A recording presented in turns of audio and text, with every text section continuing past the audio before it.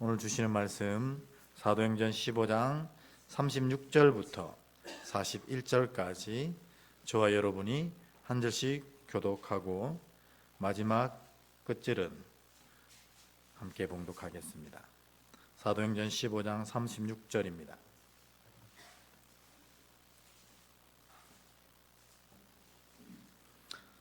(15장 36에서 41) 함께 교독합니다. 제가 먼저 읽습니다.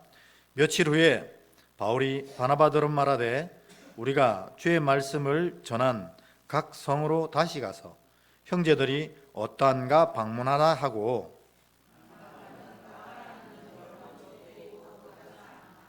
바울은 밤빌리아에서 자기들을 떠나 함께 일하러 가지 아니한 자를 데리고 가는 것이 옳지 않다 하여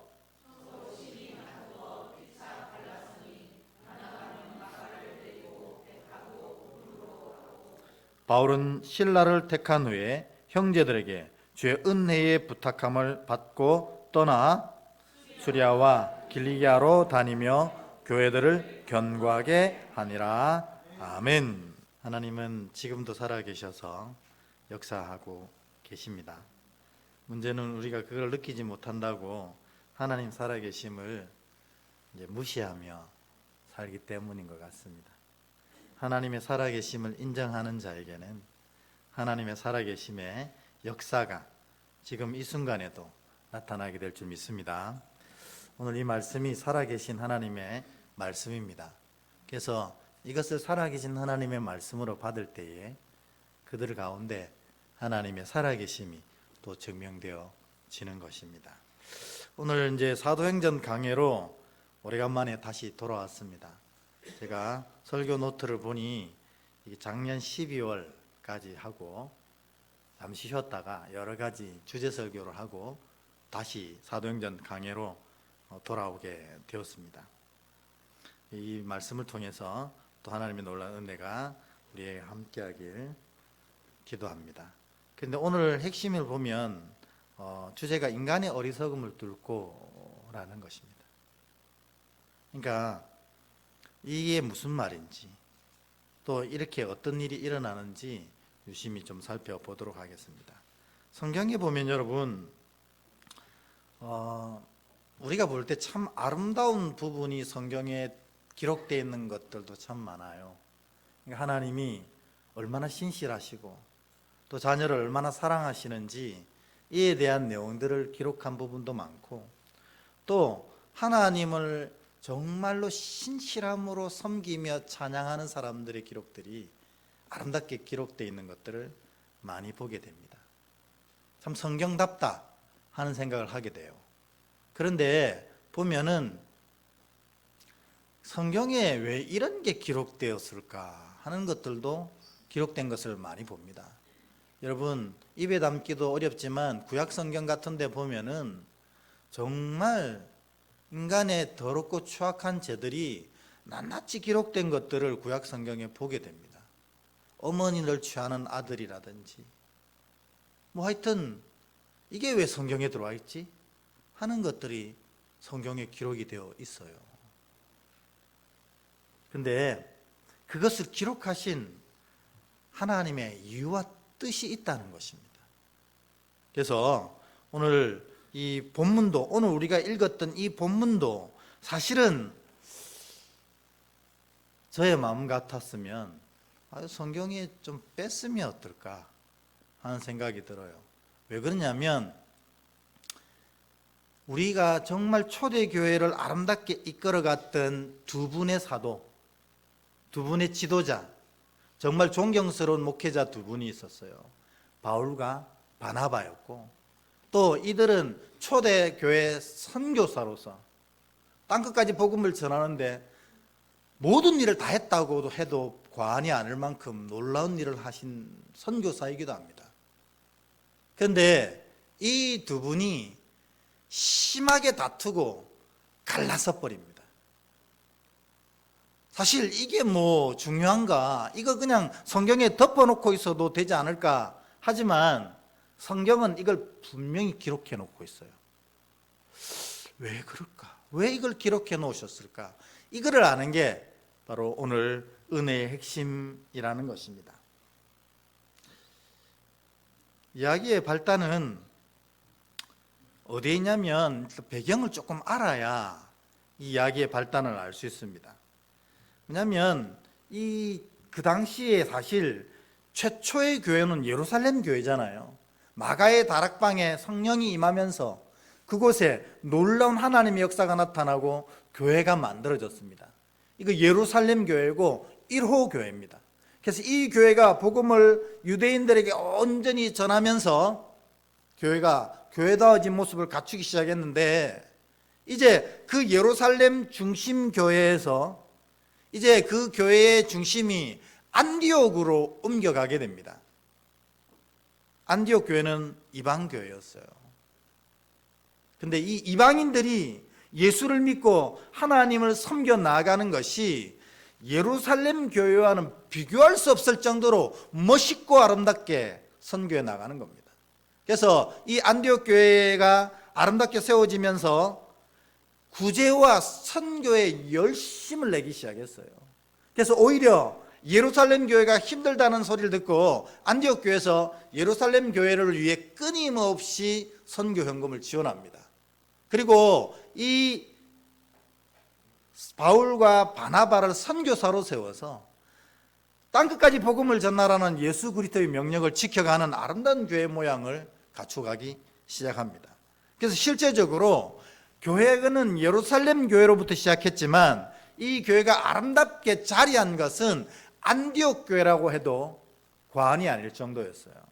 근데 이 안디옥 교회가 얼마나 아름다웠냐면 사람들이 안디옥 교회 사람들을 보고 와, 예수님이 어떤 분인지 알겠다 이렇게 고백한 거예요. 그래서 저 안디옥 교인들을 최초로 그리스도인, 저들은 진짜 그리스도의 사람이다 이렇게 안 믿는 사람들이 안디옥 교회를 그렇게 부른 것입니다. 우리 교회가 다른 건 몰라도 믿지 않는 사람들이 볼 때에 저 사람들을 보니까 예수님이 어떤 분인지 알겠다 이런 고백을 할 수 있는 교회가 되었으면 좋겠어요. 그게 진짜 교회 아닙니까? 교회가 왜 저 모양이야? 교인들이 왜 저 모양이야? 그것들이 하나님 영광 가리는 안타까운 현실 교회 모습 아닙니까? 그래서 교인들을 개독교 이렇게 부르고 목사를 먹사 이렇게 부르고 얼마나 안타깝습니까? 우리가 정말 깊이 반성해 봐야 합니다. 우리 스스로가 우리를 보지 말고 믿지 않는 사람들이 우리를 어떻게 보는지를 직시해야 됩니다. 그게 우리의 진짜 참모습입니다. 안디옥 교회는 저 사람들은 진짜 그리스도가 어떤 분인지를 나타내는 분들이다. 저 사람들은 그리스도의 사람이다. 그래서 크리스찬 이렇게 불렀던 것입니다. 그래서 바울과 바나바가 1차 선교사 지명되어서 1차 선교 여행을 다 마치고 돌아옵니다. 그리고 오늘 본문에 뭐냐면 2차 선교 여행을 가는 것이 어떤가 하고 바울이 제안하는 장면이 나옵니다. 왜냐하면 복음을 전하면서 한 바퀴를 쭉 돌아와서 안디옥으로 돌아왔는데 우리가 복음을 전했던 그곳 지방에 있는 이 복음의 내용들이 어떻게 열매 맺고 있는지, 또 혹시 아직도 열매 맺고 있지 못하다면 우리가 가서 좀 도와줍시다 하고 바울이 바나바에게 제안하고, 바나바도 흔쾌히 좋은 생각입니다. 우리 안 그래도 1차 전도여행을 다 마치고 그곳 교회가 어떻게 됐는지 나도 궁금했는데 우리 가봅시다 이렇게 해서 의기투합을 합니다. 그래서 2차 전도여행을 준비하는 가운데 안타까운 일이 일어납니다.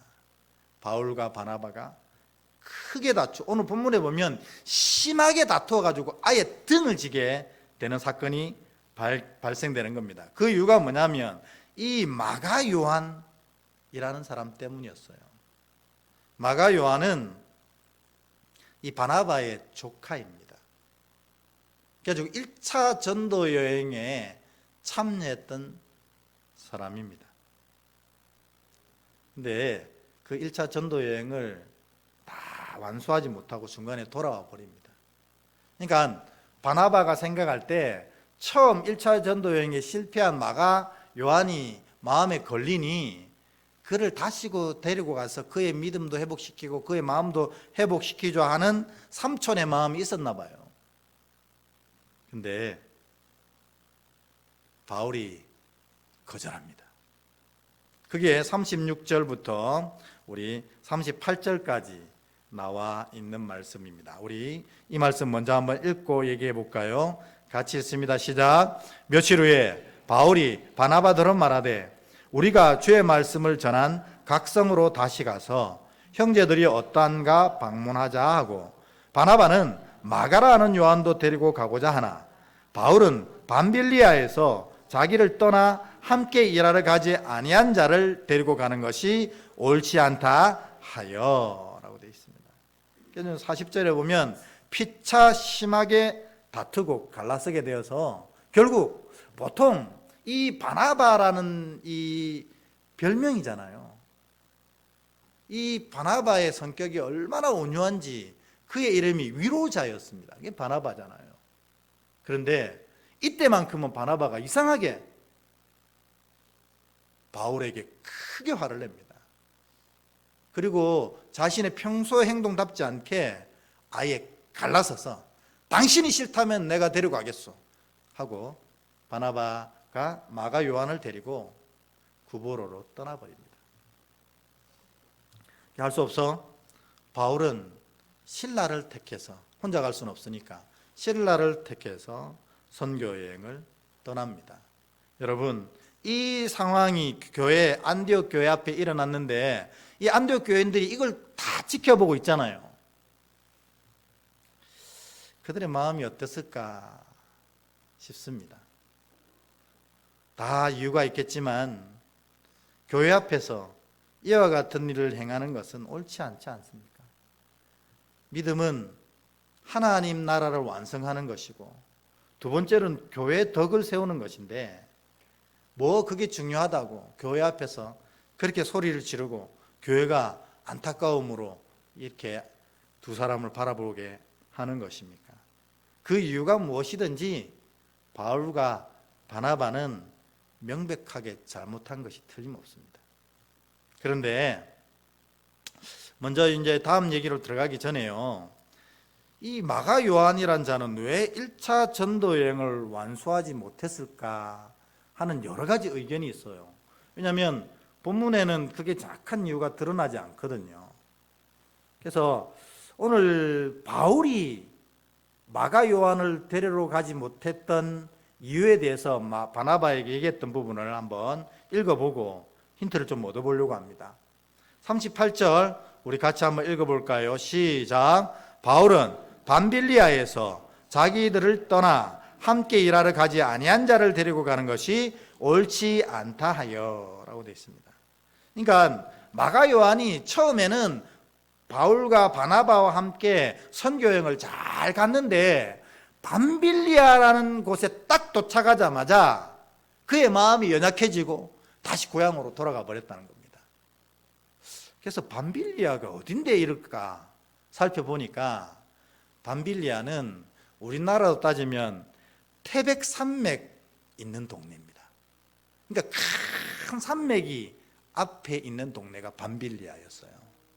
그러니까는 이 마가 요한이 사실은 되게 부잣집 아들로 우리 경상도 말로 포시랍게 자란 사람이거든요.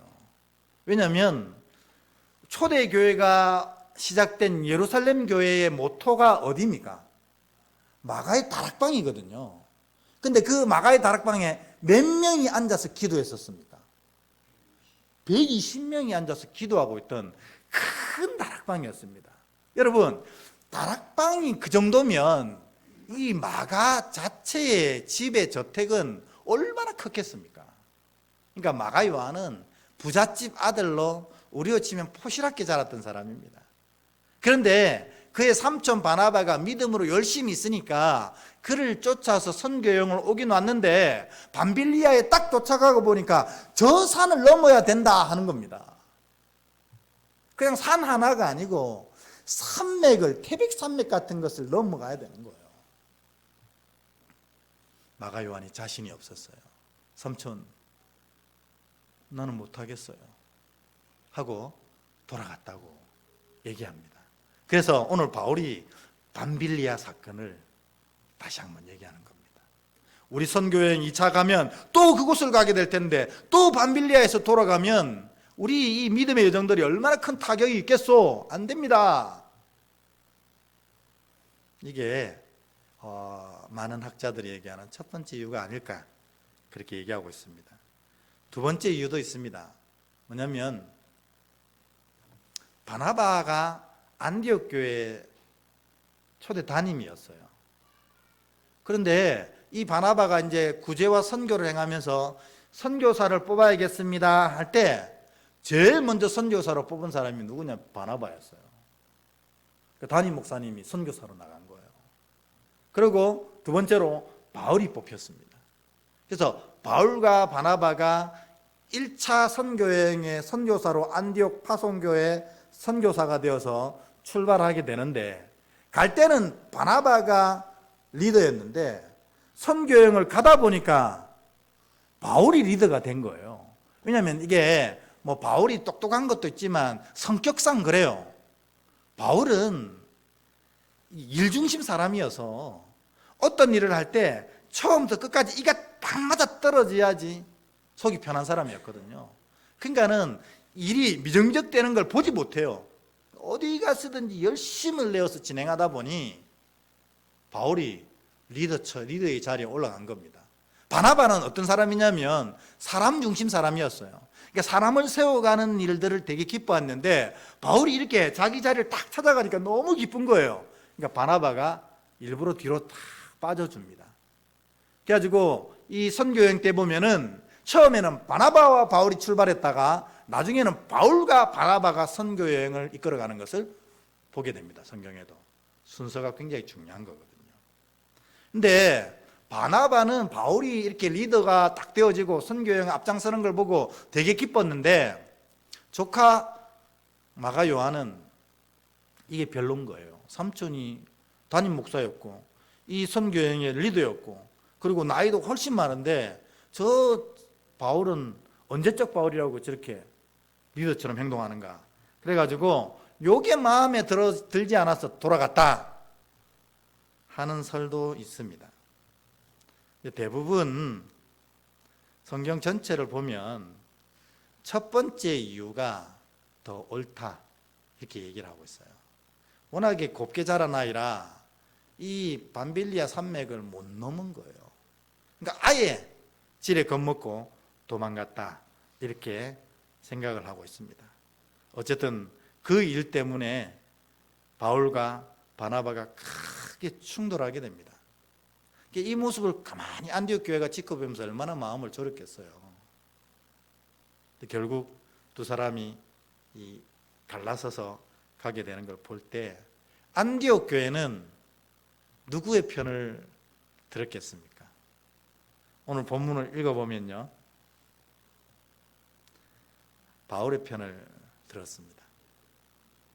여기에 하나님의 놀라운 이 뜻과 진리가 숨어 있습니다. 40절 한번 읽어볼까요? 같이 했습니다. 시작. 바울은 신라를 택한 후에 형제들에게 주의 은혜에 부탁함을 받고 떠나라고 되어 있습니다. 여기 보면 주의 은혜에 부탁함을 받고 떠났다는 건 뭐냐면 이 안디옥 교회에 2차 선교사로 파송을 받았다는 뜻이에요. 그러니까 1차 선교사로 바나바와 바울과 바나바가 이 파송받고 출발했다면 2차 선교여행에 둘이가 막 싸워서 갈라지는 것을 안디옥 교회가 보고 안디옥 교회는 바울과 신라를 2차 선교사, 파송 선교사로 만들었다는 것입니다. 근데 여기에 정말 우리가 꼼꼼히 살피지 않으면 놓칠 수밖에 없는 하나님의 은혜가 숨어 있어요. 그게 뭐냐면 여러분 예루살렘 교회의 중심은 뭐니 해도 베드로입니다. 베드로가 설교할 때 4,000명씩 회개하면서 주께 돌아오는 놀란 역사를 일으킬 만큼 베드로의 영성은 뛰어났고, 예수님의 수제자로 예수님을 3년간 섬기면서 또 예수님을 3번이나 저주하며 부인해본 인간의 그 연약함을 경험한 베드로였기 때문에 이 하나님의 은혜에 대해서 더 깊이 알고 있었어요. 그래서 베드로가 이 유대인 전도의 중심에 서 있었습니다. 나중에 바나바가 그 일을 크게 도왔습니다. 사도들 발 앞에 자기의 전 재산을 내려놓고 이 교회를 위해 쓰십시오 하는 자였습니다. 근데 요 유대인 전도가 이 예루살렘에 머물지 않고 유대에 머물지 않고 소아시아로 확장되어져 갈 때에 바나바가 중심이 됩니다. 그리고 또 이 바나바를 돕기 위해서 바울을 친히 데리고 와서 이 안디옥 사역을 함께하게 합니다. 그래서 큰 물줄기가 이렇게 바뀌는 거예요. 베드로와 바나바의 예루살렘 전도, 유대인 전도에서 바나바와 바울의 이 소아시아 전도로 바뀌어지는 거예요. 근데 오늘 이 바울과 바나바가 인간의 어리석음 때문에 다투었지만 그로 말미암아 바울과 실라가 2차 전도 여행의 선교사로 뽑히게 되어서 이 두 사람이 로마 전도의 초석을 만들어가는 귀한 일을 하게 됩니다. 그런데 여러분, 왜 하나님은 이 둘이 싸우고 있는 것 속에서 선교의 파트너를 바꿔가지고 로마 전도를 새롭게 시작하려고 했을까? 요 구절을 보면 손바닥이 탁 쳐지는 거예요. 그게 뭐냐면 사도행전 16장 37절입니다. 우리 같이 한번 읽어볼까요? 시작. 바울이 이르되 로마 사람인 우리를 죄도 정하지 아니하고 공중 앞에서 때리고 옥에 가두었다가 이제는 가만히 내보내고자 하느냐? 아니라 그들이 친히 와서 우리를 데리고 나가야 하리라 한데 아멘. 여러분, 바울은 유대인이지만 무슨 시민권을 가지고 있었습니까? 로마 시민권을 가지고 있었잖아요.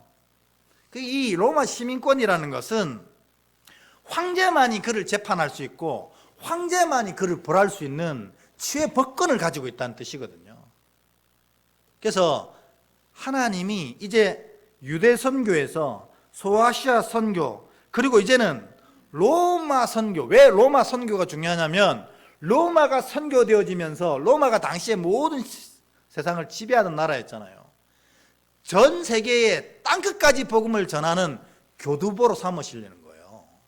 그래서 그 선교를 제일 잘 감당할 수 있는 사람은 누구겠어요?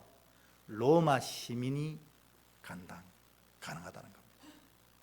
여러분, 우리나라에 예를 들어서 파키스탄 선교사가 역으로 들어옵니다.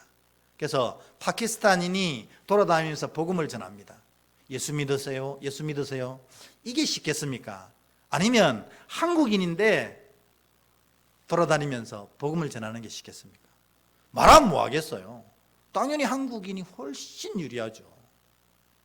하나님이 바울과 바나바가 싸워서 서로 갈라지는 그 어리석음 속에서도 로마 선교를 향한 꿈을 꾸시면서 바울을 선교의 중심으로 쫙하게 다시 세우시는 사건이 바로 이 사건이었다는 거죠.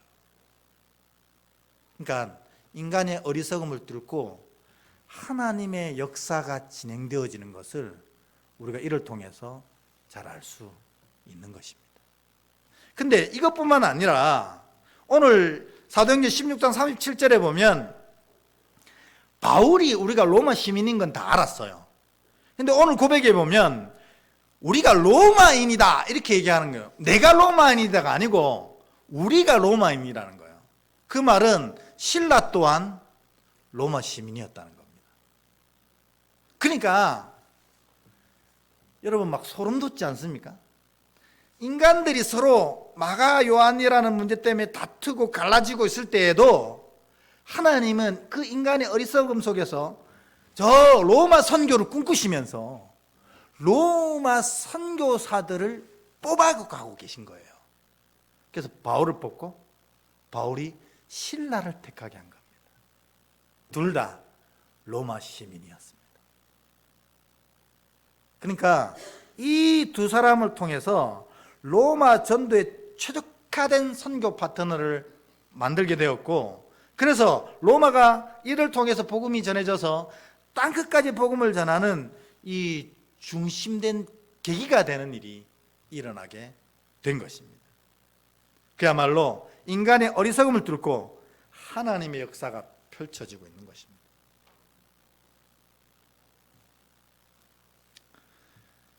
목사가 그런 마음이 있습니다. 성도들이 정말 아름답고 신실하게 하나님 보시기에 흠도 없이 티도 없이 그렇게 사는 성도들이었으면 하는 마음이 목사에게 있어요. 왜 그러냐면 그곳에 하나님의 은혜가 반드시 부어지거든요.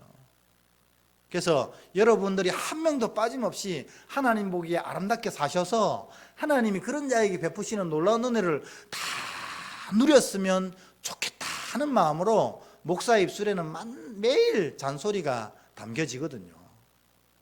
그런데 오늘 이 본문을 차근히 보니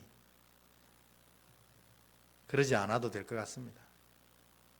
여러분들이 아무리 어리석어도 하나님이 여러분의 그 어리석음 속에서도 하나님의 역사를 이끌고 가고 계신 거예요. 괜히 나만 속상해하고 나만 잔소리했나 싶긴 합니다. 근데 여러분, 이거는 틀림없습니다. 이 어리석은 인간의 여러 가지 다툼 속에서 이들이 붙잡고 있는 게 있었어요. 그래서 그 어리석음 속에서도 하나님은 하나님의 역사를 만들어 가셨던 거예요. 그들이 붙잡았던 게 뭡니까? 하나님입니다. 하나님. 그래도 하나님을 붙잡고 있었어요. 바울과 바나바가 왜 싸웠습니까? 마가 요한을 아껴서 싸웠습니까? 사실은 그럴 수도 있겠지만 하나님의 일 더 잘하려고 싸운 거 아닙니까? 바울은 이거 그런 사람 데리고 왔다가 선교에 방해됩니다. 바나바는 이런 사람이 바뀌게 되면 더 큰 하나님의 일을 할 수 있습니다. 당신이 그 증거단소. 바울, 당신은 실패했다고 고향에 가 있던 사람을 내가 불러왔기 때문에 이 놀라운 일을 할 수 있지 않소. 마가 요한도 틀림없이 그럴 것이요. 그래서 결국 이 마가 요한이 어떻게 됩니까? 나중에 베드로의 제자가 되고 마가복음을 쓰게 되잖아요. 놀라운 일을 하는 거예요. 나중에 우리가 바울 서신을 보면 나중에 바울도 인정합니다. 하나님의 거룩한 종으로 쓰임받고 있는 마가라고 부릅니다. 그러니까 다 하나님 일 잘해보고자 하는 마음으로 싸웠던 겁니다. 그 마음을 하나님이 붙잡으셔서 하나님 역사를 이끌어 가신 겁니다. 그러니까 여러분의 삶의 모양이 어떠하든지 하나님은 여러분 그 어지럽고 어리석고 부족한 삶을 아름답게 하나님의 역사로 이끌어 가실 겁니다. 그런데 그 중심에 뭐가 있어야 되냐면 하나님을 붙잡는 마음을 놓치면 안 된다는 거죠.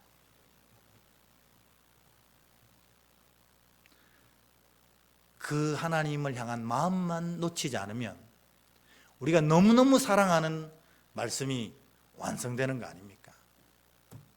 로마서 8장 28절입니다.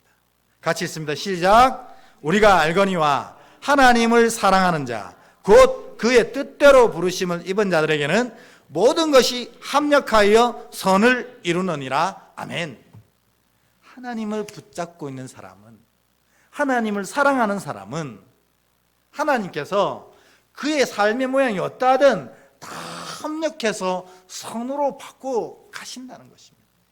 그러니까 진짜 중요한 거는 우리가 바르고 아름답고 신실하게 사는 것도 중요하지만 정말 중요한 건 마음 중심에 하나님을 사랑하고 하나님을 붙잡는 마음을 놓치지 아니하면 하나님의 그의 인생을 이와 같이 아름답게 이끌어 가시는 것입니다.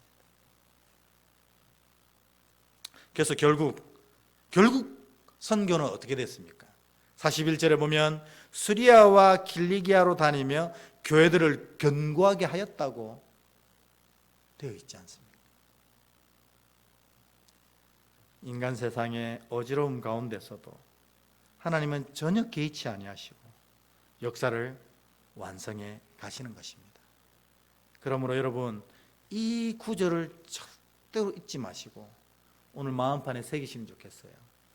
하나님만 붙잡고 있으면 반드시 승리한다. 오늘 이 빨간 문장 앞뒤 우리 함께하는 성도들에게 축복하며 권면하도록 하겠습니다. 하나님만 붙잡고 있으면 반드시 승리합니다. 시작. 하나님만 붙잡고 있으면 반드시 승리합니다. 아멘. 여러분, 우리의 마음이, 우리의 믿음이, 우리의 생각이, 심지어 우리의 삶이 좀 부족해도 괜찮습니다. 그게 온전하면 더 좋겠지만 부족해도 괜찮습니다.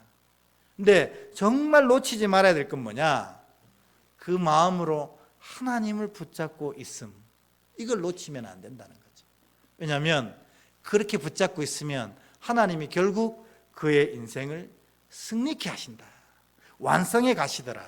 이게 바로 오늘 우리가 읽었던 부끄러운 본문 같지만 하나님의 놀라운 은혜가 담겨진 본문이 되는 것입니다. 그래서 하나님이 이 구절을 사도행전에 끼워 넣으신 것입니다. 요 얘기로 말씀을 마치겠습니다. 하나님만 붙잡는다는 게 뭐지? 그게 뭐냐는 거죠. 하나님만 붙잡고 산다. 제가 늘 이렇게 결론이 늘 나잖아요. 뭐죠? 말씀을 붙잡고 기도를 붙잡고 이거입니다. 내 마음이, 내 믿음이, 심지어 내 삶이 부족해도 그럼에도 불구하고 하나님 말씀을 붙잡는 걸 놓치면 안 됩니다. 그럼에도 불구하고 기도하는 것을 놓치지 아니하면 하나님께서 이것을 믿음으로 여기셔서 우리의 삶을 합력하여 선으로 바꾸어 가시는 것입니다. 오늘 좀 부족해도, 좀 모자라도 이 말씀과 기도를 붙잡는 마음 다시 한번 부여잡아서 하나님 여러분의 삶을 아름답게 끌어가시는 그런 복된 자 되시기를 주의 이름으로 축원합니다.